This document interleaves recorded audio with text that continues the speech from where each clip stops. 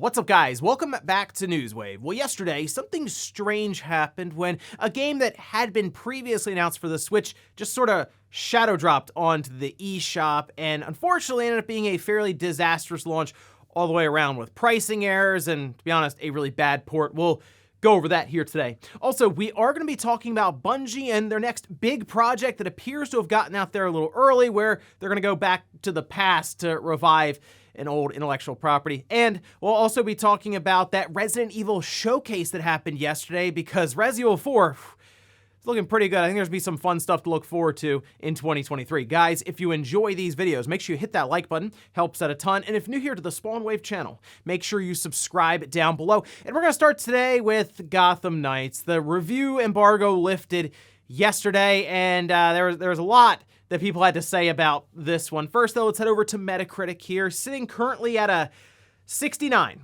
That on the PS5, the other versions of the game, the Series X and the PC categories, the scores are even lower. So this is the highest score currently for Gotham Knights. And the split is almost down the middle. We have 27 positive, 26 mixed, and then we have 2 negative. And I mean, it is all over the place. For example, Gamers Heroes starts off by saying Gotham Knights is up there with Elden Ring as a Game of the Year contender, all the way down to T3 giving it a 40, saying it's a lackluster entry into the Batman mythos. And it gets a bit worse, because while we talked about that 30 FPS cap, unfortunately, it looks like that's the roof completely, as there are several instances that Digital Foundry showed off of the game falling down into the 20s and even a little lower than that, depending on the setting or what you're doing in the game, which is unfortunate. From what I can tell, people are mostly describing it as really a sluggish Batman game compared to the Arkham series that has Destiny elements thrown in. And the biggest problem is I checked around and it seems like no one else really on the Spawncast is going to be playing this, which means it's up to me to try it out so we can talk about it tomorrow night. So looking forward to that. Also, we did have a new trailer for Final Fantasy 16 that was posted up, and the more I see this game, the better it looks, and this trailer in particular had quite a bit to show off. It's titled Ambition, and in this, they showed off several different characters, as well as those icons, as they're calling them, which are basically summons from previous Final Fantasy games. So they showed off like Ifrit, Shiva was kind of in there, and from what I can tell, one, this is definitely going to be a much more mature Final Fantasy game, as they showed off once again a bit more violence with blood flying all over the place. But two, it kind of looks like those icons or summons are infusing into certain characters, and then they get the elements from them, like Ifrit with fire, and then they just start annihilating people. But visually, it looks great. The gameplay, while it's still more arcadey in nature, and I know that's putting off some traditional Final Fantasy fans, I think in general, with them working to more modernize Final Fantasy and keep up with the times, it's just something that's kind of necessary, even though they are sort of turning it into a Devil May Cry Final Fantasy game. But the more I see about it, the more I'm excited. Unfortunately, no release date, or really them even shrinking the window down. Still looking at summer 2023. Oh, and we're just a couple of weeks away from God of War Ragnarok releasing. I'm very excited for this one, but it appears we now have the file sizes for it, which we can see here, posted up by PlayStation Game Size, and the PlayStation 4. 106.9 gigabytes, that's version 1.01. The PS5, though, 84 gigabytes. Some people were questioning the differences in size here, because you figure the PS5 version would be larger. Remember, the PS5 has that SSD, so it doesn't need duplicate data. That's something that Mark Cerny went over at length in his presentation, where he also talked about the shape of your ear and all of that. So, hey, in that case, if you have a PS5, at least you won't need as much space to pick it up. It's still a larger game, though, at over 80 gigabytes. But again, looking forward to this one, just a couple more weeks. And guys, with some of the quick news out of the way, let's get into the bigger stuff. Let's start right away with a Disastrous launch that hit the Switch yesterday. It was a shadow drop of Alan Wake Remastered. And when I saw this shadow drop, it was very strange. I'm like, why wouldn't they have built up to its release with marketing and put a date so it's a few weeks out and get everyone hyped up for it? Well, I did buy it so I could check it out and give you guys an idea as to what's going on here. It's not a very good port at all. In fact, it's shockingly bad, to the point where I almost wonder if the Xbox 360 version looks and even runs better. Anyway, let's start from the top here. It is currently on the eShop for $30 with a 20% discount, so it's knocked down to about $24. On the eShop in Mexico, however, they did not seem to convert that to the currency that would be native to that eShop, so when you actually go through the currency exchange they had marked up there, it was about $1.20. US dollars, $1.20 there. So if it's still like that, because I mean, it was hours of it sitting there. You can get it for just over $1, but to be honest, I'm sure there are some people who might even look for a refund then, because visually speaking, when I went into this game, I was shocked. I had it up on the larger TV at first just to see how things were, and the frame rate wasn't great. Visually speaking, around the characters, there was a lot of dithering, and it almost looked like their faces were breaking up into pieces. And then on top of that, the resolution, it's pretty low to where it is actually noticeable and distracting. On top of that, the frame rate does dip down when anything's happening on screen, especially if you go into the woods. I mean, it has to be falling into the teens. And that's the biggest thing here is I'm sure there will be some sort of analysis done from Digital Foundry. And I most wanted to bring this up just to save you money, because there are a lot of things that are coming out. As an example, Mario Rabbids Sparks of Hope came out, and I'm playing that, and it's an awesome title. And then you look over at Alan Wake, and it's $30. And of course, we get into the time where we're going to start seeing releases happen every single week. So I'd rather just bring this kind of stuff to light so you understand which games maybe aren't worth picking up immediately. I also did take some handheld screenshots natively on the Switch and transfer them over so you can see 2 of them that I posted up here. I also noticed some graphical glitches in the background earlier on in the game, as it looked like some of the hills were covered in triangles of snow, and there were lines throughout the mountain. Again, very, very odd stuff going on here. To my knowledge, this was D3T that did the porting job for this one, and I don't know if there's going to be a patch or anything done here, because it was just kind of pushed out the door onto the eShop without any release date being mentioned prior. So it does make me wonder if this is going to be a situation where they just kind of drop it and then forget about it, move on. That's something we've seen with Switch releases quite a bit. WWE 2K18 comes to mind.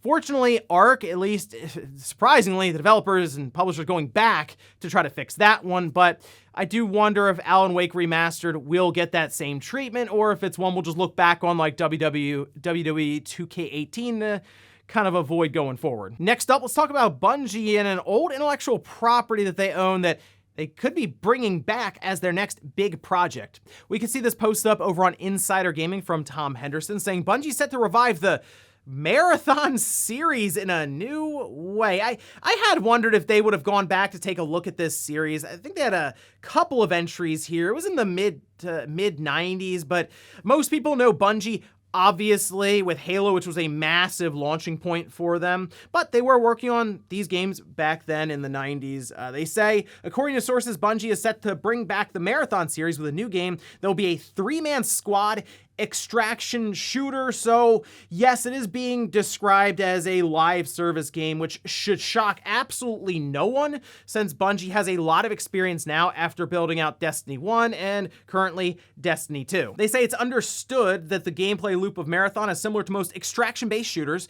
Choose a mission, buy and choose your loadout, drop into the map, hunt for loot, and complete missions, then extract safely. If you do not extract, you most likely will be losing anything you've collected throughout that run. So I do wonder what the reception would be when Marathon, this project, is shown. Apparently it's still in pre-alpha stages, so it could still be several years before this gets a full reveal and release, or who knows, maybe they put it into early access or a beta and allow the community to kind of help them work out some of the wrinkles in this game. But really, I guess at this point, Bungie's name is large enough with things like Destiny 2 to where they could bring back Marathon and don't have to hope that people even remember it, because not a lot of people know about Marathon. As I said, you think of Bungie with Halo and Destiny, but why not? If it's kind of just hanging out dormant, they could try to revive it and maybe bring it up to modern times with this extraction twist. I guess we'll see at some point, or who knows, maybe they decide to reveal it earlier, as is mentioned here by Insider Gaming, so they can start trying to recruit talent, because that does seem to be a strategy we see used more and more now with different studios. Announce a game very, very early on to see if anyone wants to come aboard to help work on it. Next up, let's talk about that Resident Evil showcase yesterday, because it was exciting stuff, specifically with one game in particular, for me anyway, but we do have some Resident Evil stuff coming up next week, and we'll start at the top here with the showcase with Shadows of Rose. This is the extra content and expansion, I guess, that's going to be hitting for Resident Evil Village. This will be following Rose, who is Ethan Winter's daughter, of course, that being in Resident Evil Village. And it looks like we're also going to have the Resident Evil Reverse. That will be out next week on the 28th.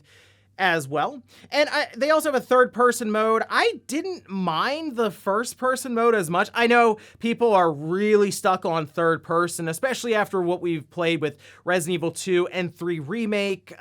I don't mind necessarily with Capcom having the third-person games and also the first-person, but I mean, in this case, hey, you know what? If there's going to be options, that's great. They did also mention that Ethan, his face, still won't be viewable in third-person. In fact, if you try to look at him, he'll look away from the camera, so that's still kind of a sense of mystery, although I wonder how long that'll last with PC modders who get a hold of this one. Also, they did talk a bit more about Resident Evil Village coming to Mac. It's still interesting because that will be running on the M1 chip.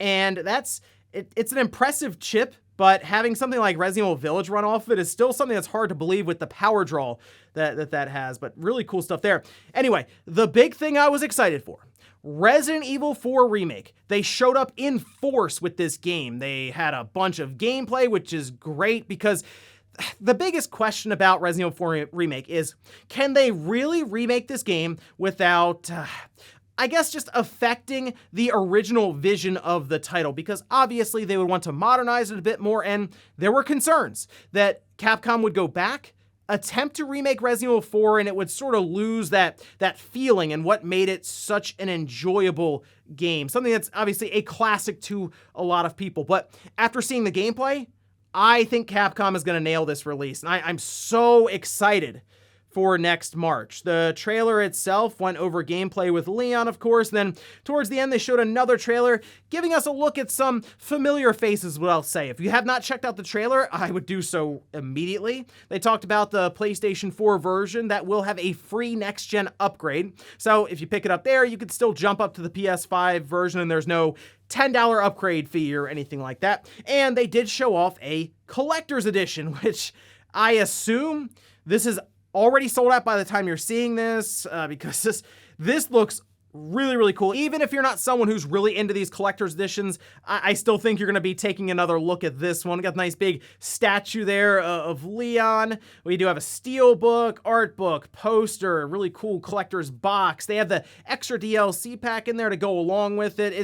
It's definitely something for the Resident Evil 4 fan out there. Along with the gameplay, they did show off the upgrading mechanics as well as the merchant, who of course is there. And they showed off this parry system that you have, and it was kind of comical there for a bit because Leon essentially has a knife that, I mean, must be made out of some very durable stuff, because the chainsaw comes in and he blocks this large chainsaw with this tiny little knife and is just holding it there. I kind of wondered if they would show us the death scene where Leon gets hit with the chainsaw in the shoulder and it cuts him in half, but no, they little knife managed to stop it. But after what we saw here for Resident Evil 4 Remake, I'm all in on this one. Really excited for it to release next year in March. And I have to say, Capcom definitely on a roll right now, and their output has been very, very impressive. They are putting out all these different Resident Evil remakes and also still doing new Resident Evil games like Village. So it's a lot of really good stuff for Resident Evil fans right now. And again, I'm looking forward to next year, which 2023 is starting to really shape up to be a big time year for gaming. And hey, Resident Evil 4, just another one to add to the mix. And in our last bit of news, let's talk about the Microsoft, PlayStation, Activision situation that continues to roll along in the UK, with the CMA really scrutinizing this deal and coming up with some strange reasons at times that Microsoft continues to refute as to why this could be a problem for consumers. As an example, the CMA mentioned that the Switch can't be counted because it's a family-friendly system. That wouldn't have Call of Duty anyway. They probably have not scrolled through the eShop at all. But either way, they are now calling for opinions from the public. We can see this posted up by gamesindustry.biz. They say the CMA has opened a public call for evidence regarding Microsoft's purchase of Activision Blizzard. Quote, at this point, we invite anyone, including members of the public, to share their views with us if we think the merger could have a negative impact on competition. We also start thinking about potential solutions to those concerns. So what do you think is about to happen here? They've opened up their email inbox. They're saying, hey, go ahead, send us your opinion. If you've seen Twitter in the last, 4 or 5 years, you know they're about to get flooded with all kinds of messages from people arguing in favor of or with Xbox, PlayStation. It's going to be a nightmare in that inbox of fanboys back and forth. And so I kind of think they may backtrack this on a little bit. Like they may say, hey, you guys were very passionate about this deal, but after a day, I think we're good on this one. Basically, nothing's going to get done, and it's going to essentially be flooded to the point where they can't go through it anyway. So yeah, I would look for an update on this one pretty soon. I will say there does seem to be more and more concern that this deal could be in jeopardy with the CMA really fighting against this thing. I don't know if the CMA necessarily has the ability to outright block this. I think there can be concessions that are made, but I don't think they're gonna be able to have Microsoft sell off Call of Duty or something like that. I don't know if this comes down to them signing paperwork saying that Call of Duty will remain on PlayStation forever, because that doesn't even really exist anyway. There'd be some sort of time limit on it. So I'm not sure what's going to happen here. I still lean towards the idea of this deal going through because Microsoft will, I'm sure, pull all kinds of strings to push it through, but the CMA is certainly making it tough on them. And before we go to the comment of the day, we're going to take a look at the poll that I posted up yesterday, where I asked, will Sony remaster Bloodborne during the PS5 generation? 56% said no, 44% said yes. I posted up a video yesterday on the second channel, Spawnwave Plus. Make sure you check that one out. And it looked like Sony had tweeted something about Bloodborne, which is very weird, and then they deleted the tweet, probably because they didn't know what they were walking into there, the social media manager, but it keeps bringing up the idea of them doing something with Bloodborne. They're going to be doing a remaster, apparently, of Horizon Zero Dawn, so all of us just, I'm sure, look around collectively and throw our hands up and ask, why are you doing nothing with Bloodborne? Even a patch to move it to 60 frames per second would be something, but it's just kind of sitting there. It seems like a bunch of money to be made with what Elden Ring's done, but nothing so far from Sony. I still feel like something gets done with Bloodborne during this generation, but I guess we'll see. And we'll finish up with the comment of the day, as you're seeing here. This is from Falcom saying, finally, Konami has brought back Silent Hill series back from the dead here. I'm excited about this and hope to see other Konami games come back like Metal Gear Solid and even Castlevania 2.